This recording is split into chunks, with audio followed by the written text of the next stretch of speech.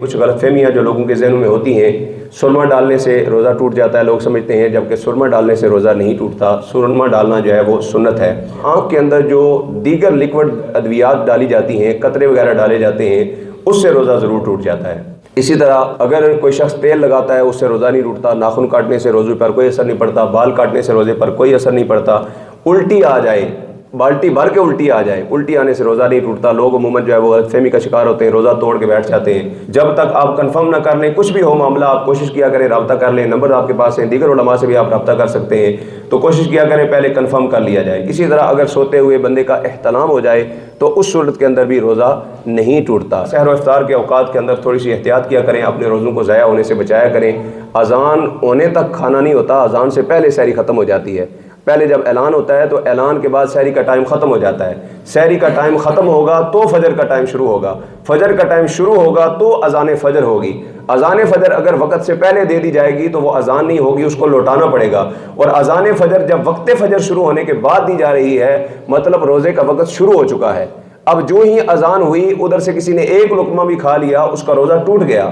اب وہ سارا دن ایسے ہی جو ہے وہ گزار رہا ہے، لہذا احتیاط کیا کریں۔ اسی طرح افطار کے اندر فوری طور پر کہیں سے بھی کوئی آواز آتی ہے ہوٹل کی، فوری طور پر نہیں، اپنے مساجد کے ساتھ منسلک رہیں، اور حنفی اوقات کیلنڈر ہیں اس کے مطابق آپ خیال رکھا کریں، اس کے مطابق روزہ کھولنے کی کوشش کیا کریں۔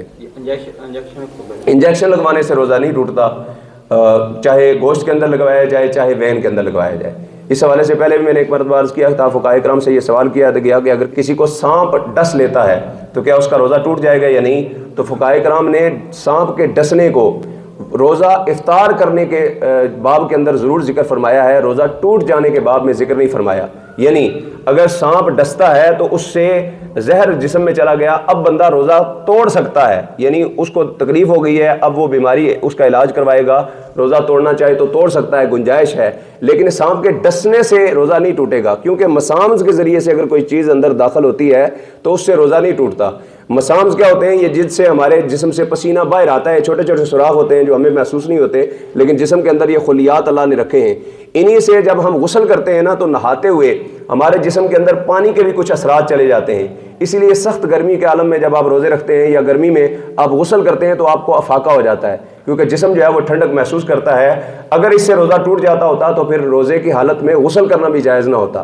تو لہٰذا رگ کے اندر، وین کے اندر جو ہے وہ انجیکشن لگوانے سے روزہ نہیں ٹوٹتا، فقہاء کرام کا یہی فیصلہ ہے۔ لیکن بہرحال حتی الامکان کوشش کی جائے، اگر زیادہ ضرورت نہ ہو تو روزہ افطار کرنے تک رکا جائے، اور روزہ افطار کرنے کے بعد جو ہے وہ انجیکشن لگوا لیا جائے۔ لیکن اگر بامر مجبوری کوئی لگوا لیتا ہے، کوئی پین کلر، کہیں درد ہو گیا، کوئی مسئلہ ہوا، تو اس سے روزہ نہیں ٹوٹے گا۔ اسی طرح جسم سے کوئی خون نکلنے سے، بلیڈنگ ہونے سے روزہ نہیں ٹوٹتا۔ جسم سے کوئی بھی چیز باہر نکلے اس سے روزہ نہیں ٹوٹے گا۔